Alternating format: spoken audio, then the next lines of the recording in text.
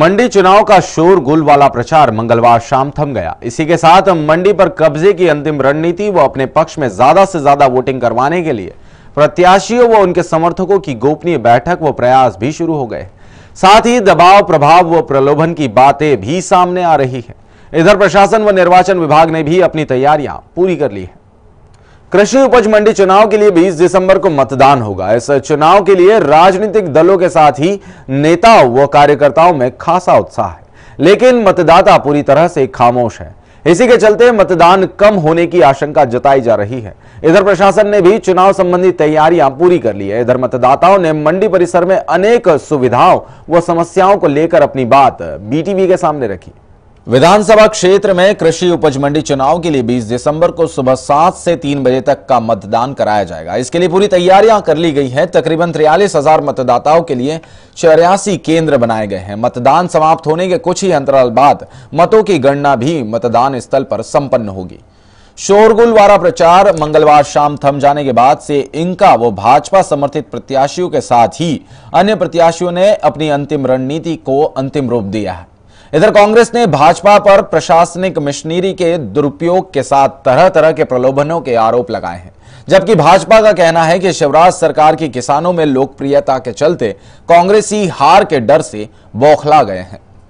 जबकि मतदाताओं ने मंडी परिसर और गांव से यहां तक पहुंचने के साथ ही अन्य समस्याओं को लेकर आक्रोश जाहिर किया। किसानों ने बताया कि मंडी में भोजन, चाय, नाश्ते के साथ ही सुविधा घर का अभाव है। माल तुलवाने के बाद भी पेमेंट में लेट लतीफी बनी रहती है, जबकि परिसर में अभी भी अनेक विकास कार्यों की दरकार है। अनेक मतदाताओं ने किसानों से मतदान स्थल तक पहुंचने का भी आह्वान किया।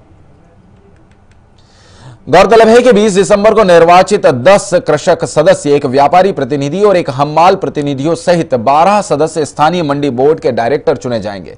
इनमें से एक कृषक प्रतिनिधि मंडी अध्यक्ष चुना जाएगा। चूंकि मंडी पद आदिवासी वर्ग के लिए आरक्षित है, इसीलिए दोनों ही प्रमुख दलों में से इस बार ज्यादा से ज्यादा वार्ड जीतने की मशक्कत की जा रही है।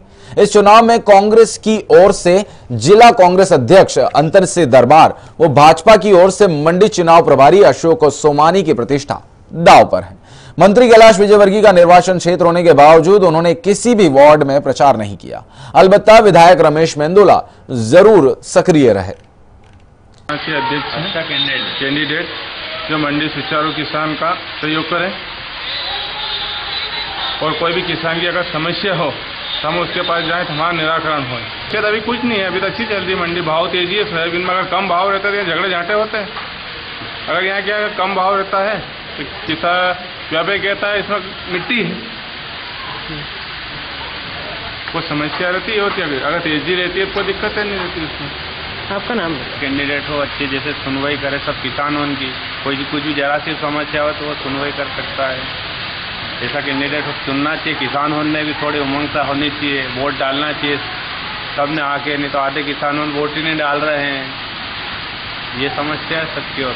बहुत अच्छी बात है, पर लेकिन यहाँ मंडी में कुछ समस्या है, जैसे लेटरिन बाथरूम, यहाँ पर जो लोग आते हैं उनके लिए कॉम्प्लेक्स वगैरह नहीं है और पानी की व्यवस्था नहीं है।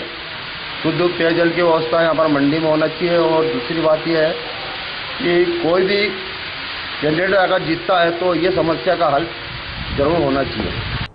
छावनी परिषद क्षेत्र में उजाड़ व गंदगी से सराबोर रहने वाले जमीन के एक टुकड़े को रहवासियों के प्रयासों ने नया स्वरूप दे दिया। अब इस जमीन पर न सिर्फ खूबसूरत बगीचा है, बल्कि परिसर में आने वाले लोगों को हरियाली व मनमोहक माहौल तो मिलता ही है, परिसर में मंदिर भी बन जाने से मन की शांति व ईश्वर की आराधना के लिए स्थान भी मिल गया।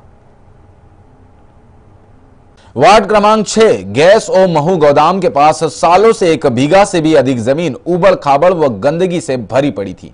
आसपास रहने वालों के साथ ही यहां से गुजरने वालों की भी मुंह पर कपड़ा रखना पड़ता था, लेकिन स्थानीय रहवासियों ने एकजुट होकर इस जमीन को हरा भरा व सुकूनदायक वातावरण के लिए सपना देखा और उसे पूरा भी किया।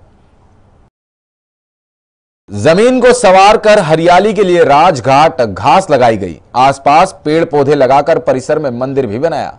जिस स्थान के सामने जाने से पहले लोग कतराते थे, अब वहां बुजुर्ग हो या फिर महिला या फिर बच्चे या युवा, सभी फुर्सत के क्षण न सिर्फ गुजारते हैं बल्कि मनमोहक व शांतिदायक स्थान पर आकर आनंदित होकर अच्छा महसूस करते हैं।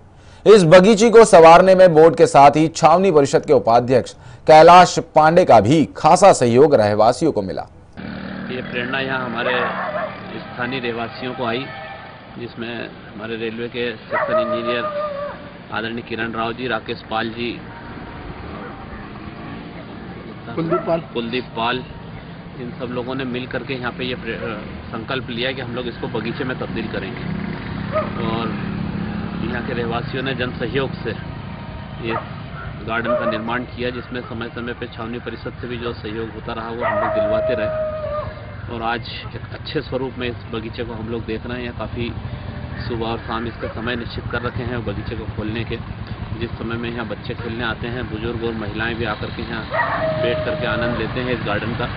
एक तरफ जन सहयोग से लाखों रुपए खर्च कर लोगों ने जमीन के एक टुकड़े को खूबसूरत व हरा भरा बना दिया, वहीं कैंट बोर्ड द्वारा बनवाई जा रही बाउंड्री वॉल का निर्माण कितना घटिया व लापरवाह भरा है, उसकी बानगी स्वयं शहर के प्रथम नागरिक व स्थानीय रहवासियों ने देखी। कोदरिया रोड पर जन सहयोग से पंचवटी गार्डन को सजाया संवारा गया है। इसके लिए स्थानीय रहवासियों ने लाखों रुपए जुटाए व खर्च कर श्रमदान भी किया, लेकिन बोर्ड द्वारा कराए जा रहे निर्माण कार्य की क्या स्थिति है, कार्य कितना घटिया है, इसका जायजा स्वयं बोर्ड उपाध्यक्ष ने लिया और काम रुकवाया।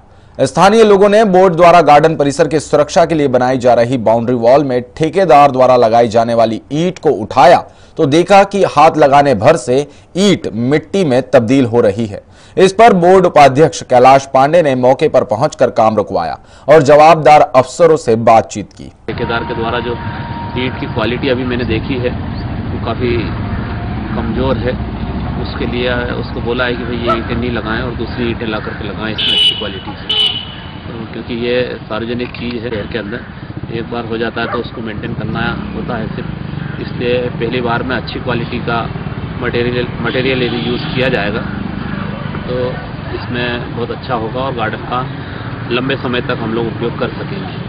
बहुप्रचारित जन सुनवाई जैसे कार्यक्रम शायद अब बंद से हो गए हैं, या फिर प्रशासनिक तंत्र और जनतंत्र को ऐसी समस्या निदान कार्यक्रमों में भरोसा नहीं है। यही कारण है प्रति मंगलवार लगने वाले इस विशेष शिविर में ना तो अफसर मिलते हैं, ना ही जनता इस शिकायत निवारण शिविर में पहुंच रही है।